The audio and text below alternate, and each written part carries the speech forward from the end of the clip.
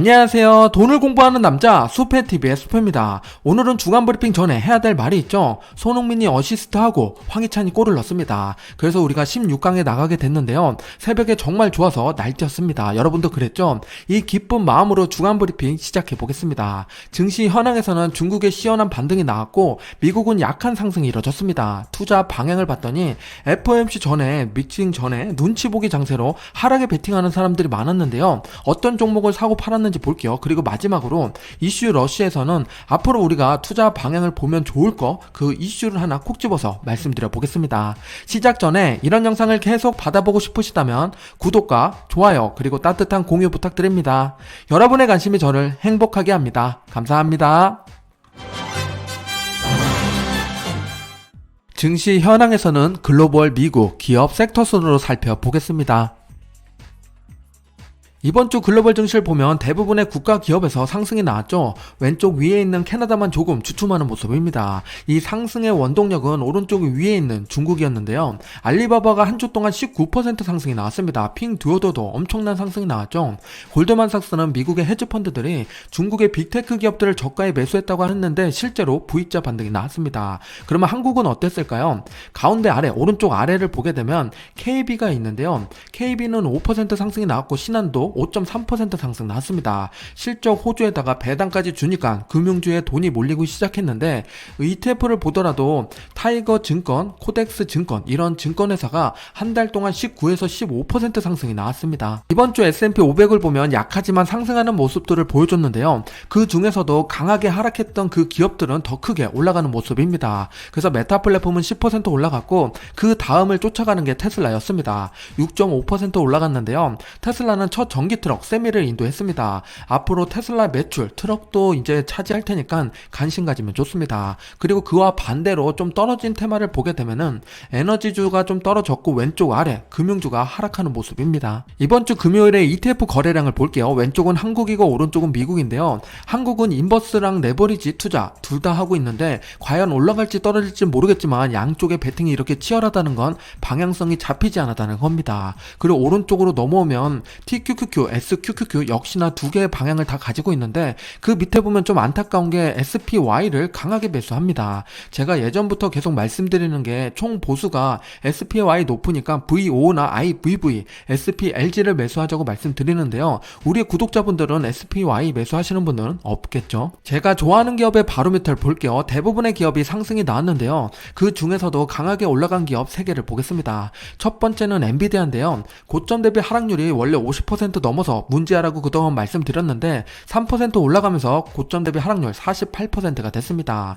다음을 보면 밑에 KRBN 탄소 배출권에 투자하는 ETF가 6% 올라가면서 고점 대비 하락률 16%가 됐습니다. 제가 주식 외에 다른 걸 포트폴리오 담을 때 KRBN을 넣으면 좋다고 했는데 이번에 상승을 시원하게 하는 모습입니다. 그리고 오랜만에 유니티가 많이 올랐죠. 고점 대비 하락률 74%지만 그래도 7% 반등을 했습니다. 이번 주 섹터별 현황을 보겠습니다. 금요일만 놓고 보면 원자재랑 경기 방어주가 올라가는 것처럼 보였지만 일주일을 놓고 보면 전혀 다른 모습을 보여줍니다. 경기 순환이 많이 올라가서 3.7%고요. 그리고 그 다음이 커뮤니케이션 서비스입니다. 앞에서 메타 플랫폼이 10% 이상 올랐다고 했는데 그의 영향을 받아서 커뮤니케이션 서비스가 3% 올랐습니다. 두 번째로 ETF 바로미터와 순매수 기업을 보면서 투자 현황을 살펴보겠습니다. ETF 바로미터 주요 현황을 볼게요. 왼쪽에 있는 섹터를 먼저 보면 앞에서 말씀드렸듯이 커뮤니케이션이 올라가는 모습이었고 고점 대비 하락률 34.7%가 됐습니다. 미국 전체 시장을 보면 얼마나 올랐나 봤더니 지난주에도 1% 오르고 이번 주도 1% 올라서 고점 대비 하락률 16%가 됐고요. 가치와 성장 중에서는 중형 성장주의 상승이 눈에 들어옵니다. 그래서 2% 올라가는 모습이었고 오른쪽 위에 보면 배당주는 대부분 보합이나 1% 정도 올라가는 모습을 취했습니다. 레버리지도 당연히 올라가는 모습을 보여줬겠죠. TQQQ가 이제 고점 대비 하락률 73%가 됐습니다. ETF 바로미터 테마형을 볼게요. 이번 주에 반등을 시원하게 했던 테마를 보면 역시나 클라우드가 있었습니다. 4% 상승하면서 고점 대비 하락률 40%가 됐고요. 청정에너지도 이번 주, 지난주에 이어서 이번 주도 크게 올랐는데 3% 올라갔습니다. 이제 고점 대비 하락률 10%밖에 남지 않았고 밑으로 내려오면 탄소 중립을 외치는 LIT도 2차전지 관련된 ETF가 6% 올라가는 모습입니다. 이렇게 보면 클라우드랑 청정 에너지, 탄소 중립 이쪽에 좀 포커스를 맞추는 것 같으니까 대체 에너지라든지 친환경 에너지 관심 가지면 좋겠습니다. 그리고 추가로 하나 더 보면 게임도 ESPO도 5% 상승하면서 고점 대비 하락률 26%가 됐습니다. ETF 바로미터 기업편을 볼게요. 왼쪽에 있는 두 개는 성장 기업이고 오른쪽은 배당 기업인데요. 앞에서도 말씀드렸듯이 고점 대비 하락률 50% 넘는 기업들이 그동안에 많았는데 아마존은 지난주에 47%가 됐고 이번 주에 넘어선 건 엔비디아입니다. 역시 48%로 들어왔고 테슬라도 조금만 있으면 이제 51%가 아니라 40%로 올라오겠죠. 이런 식으로 성장 기업들의 상승이 계속 눈에 들어오고 있습니다. 오른쪽으로 넘어오면 배당 기업들인데 배당 기업들은 거의 정고점을 돌파하는 기업들이 많았죠. 머크는 0.9%, 펩시도 0.5%, IBM도 1.2%밖에 남지 않았다는 건 고점을 계속 갱신해 가고 있다는 겁니다. 이 중에서도 문제가 있기 마련인데요.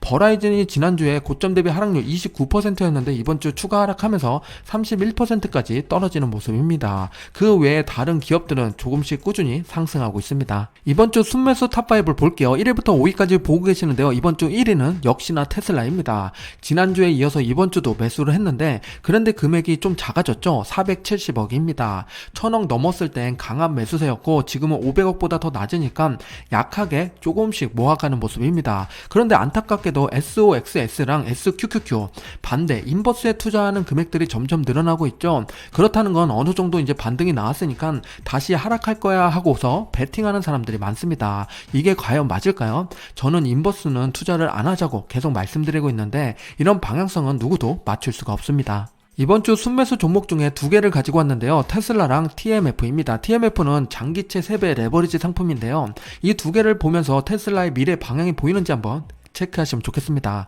왼쪽을 먼저 보면 테슬라 제가 한 2주째 말씀드렸죠. 여기서 $180 잘 지지하면은 반등을 시원하게 할 수도 있다. 우리가 더블 바닥 이거를 좀 체크해 보자고 했는데 다행히도 지금 상승하는 모습입니다. 오른쪽으로 넘어오면 TMF는 쌍바닥을 그리고 시원하게 이미 올라가고 있죠. 이런 식으로 테슬라도 그려갈지 계속 모니터링 해보겠습니다.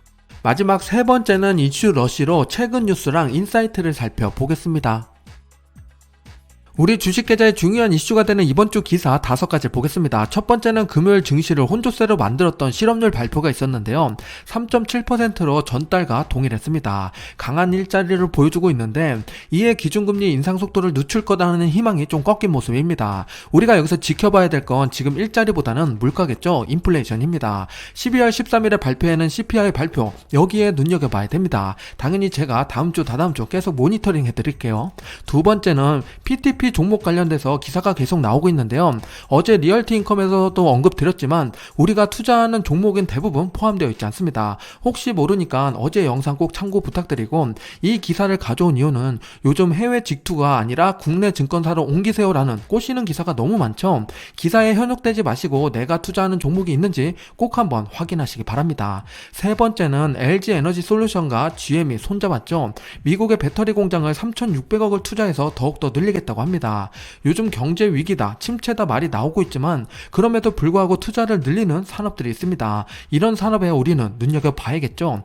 네 번째는 유럽연합에서 59조 원을 투자한다고 하는데 어디냐 봤더니 반도체를 투자한다고 합니다. 2030년까지 점유율을 2배를 늘리겠다고 하는 포부를 갖고 있는데요.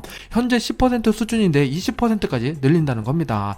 위에서 배터리와 함께 반도체도 돈이 들어오는 모습이니까 함께 지켜봐야 될 산업입니다. 마지막 다섯 번째는 인도 관련된 기사인데요. 요즘에 인도 기사가 심심찮게 나오고 있죠. 2030년 되면 세계 3위 경제 대국이 될 거라고 하는데 과연 어떻게 투자하면 좋을지 바로 뒤에서 보겠습니다. 인도 관련된 컨텐츠는 제가 주기적으로 올려드리고 있죠. 한 6개월마다 한 번씩 이런 컨텐츠를 말씀드리고 있는데요. 인도 투자 방법에 대해서 궁금하신 분들은 제가 지금부터 말씀드릴 거지만 그래도 나는 인도에서 좀 더 깊이 공부하고 싶다 하시는 분들은 이 영상을 꼭 챙겨보시기 바랍니다. 오른쪽 위에 링크를 참고해 주세요. 우선 팩트체크부터 해야겠죠. 미국보다 인도가 더 좋다고 하는데 실제로 그런지 2년간의 차트를 보겠습니다. QQQ 나스닥100 차트랑 INDA라고 인도를 대표하는 ETF입니다. 파란색과 빨간색을 보면 빨간색이 더 우세한 모습이죠. 2년 동안 수익률을 보면 INDA는 16% 상승했는데 QQQ는 3.8% 하락했습니다. 그 말은 역시나 인도가 시장이 좋다는 이야기고 미국보다 인도의 수익률이 더 좋게 나오고 있다는 얘기니까 우리가 인도에 관심을 가져야겠죠.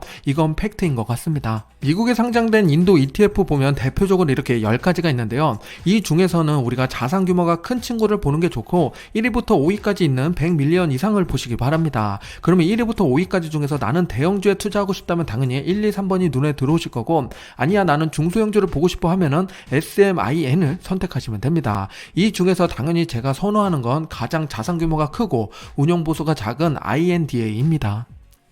INDA ETF를 조금 더 자세히 볼게요. 투자 분야를 보면 금융기술 에너지 비중이 가장 높습니다. 그 중에서 금융주는 25%니까 4분의 1을 차지할 정도죠. 금융주가 높다는 건 그만큼 좀 더 안정적인 ETF라고 생각하면 됩니다. 오른쪽으로 넘어오면 투자 기업인데요. 탑5를 보면 1위를 차지하고 있는 게 릴라이언스입니다. 10.7%의 비중인데요. 릴라이언스는 제가 인도 관련된 기업 설명할 때 가장 강조했던 기업인데 한국의 삼성전자라고 보시면 됩니다. 릴라이언스 그룹은 그만큼 다양한 분야의 산업을 뻗치고 있고, 그 뒤를 보면 인포시스인데요. 인포시스는 인도의 IT 기업입니다. 그 뒤에 있는 3위와 4위를 보면 ICIC뱅크, HDFC 요건 은행 기업이고, 그 끝에 있는 타타는 타타그룹, 타타모터스라고 하는 자동차를 가지고 있는 그룹입니다. 이런 식으로 다양한 분야를 갖고 있는 ETF가 INDA입니다. 인도 관련된 ETF를 한국에서 투자하고 싶다면 한 가지가 있습니다. 인도 니프티 50이 있는데 요거 하나밖에 없어서 좀 아쉬움이 있습니다. 총 보수가 0.49%고 플러스 기타 비용이 있을 텐데 이거는 지금 찾아봐서 잘 나오지는 않고요.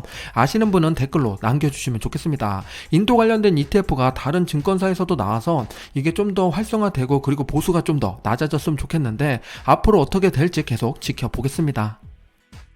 마지막으로 이번 주에 재밌게 봤던 컬럼 하나를 말씀드려 볼게요. 찰리 먼거가 했던 말이 있는데요. 투자만큼 정말 중요한 건 심리라고 얘기합니다. 저도 100% 동감하는데, 그럼 심리 중에서 어떤 걸 조심해야 되는지 6가지를 말씀해 주셨는데요. 그 중에서 제 마음에 와닿았던 3가지를 말씀드려 볼게요. 첫 번째는 부인하는 건데요. 진실이 너무 불편하니까 외면하는 경우가 있습니다. 우리는 상황이 개선될 것이라고 희망으로 실패한 투자를 너무 오래 붙잡고 있는 경우가 있는데, 요즘 같은 시기에 뼈 때리는 말이라서 저도 뜨끔했습니다. 두 번째는 권위자의 과도한 영향입니다. 요즘 유튜브에 다양한 전문가들이 이야기를 하고 있죠. 그리고 그 말에 현혹돼서 매수하는 분들도 많을 겁니다. 나쁘다는 것이 아니라 판단의 기준은 내게 있어야 되는데 그 말하고 있는 사람의 영향을 너무 많이 받는다는 게 조심해야 될 포인트입니다. 좋고 나쁨을 거르는 건 남이 아니라 나를 믿고 투자하는 습관을 기르는 게 가장 중요합니다. 세 번째는 스트레스로 인한 정신적 변화인데요. 내가 세운 투자 원칙보다 시장 상황, 변동성에 따라서 결정하는 경우가 있습니다. 이랬을 때 나쁘게 손절하는 경우도 있죠. 스트레스를 과도하게 받으면 그럴 수도 있습니다. 장기 투자에서 가장 중요한 것은 스트레스를 받지 않는 투자 구조와 멘탈입니다. 마지막으로 앞으로 이슈를 말씀드려 볼게요. 우선 12월 5일에는 G7 러시아 원유 가격 상한제 적용하는 게 있고요. 그리고 12월 13일 가장 중요하죠. CPI 발표가 있습니다. 그리고 14일에 FOMC 미팅까지 연달아 있으니까 다음 주보다는 다음 주를 더 조심해야 될 한 주입니다. 지금까지 수페였습니다. 감사합니다. 성공 투자하세요.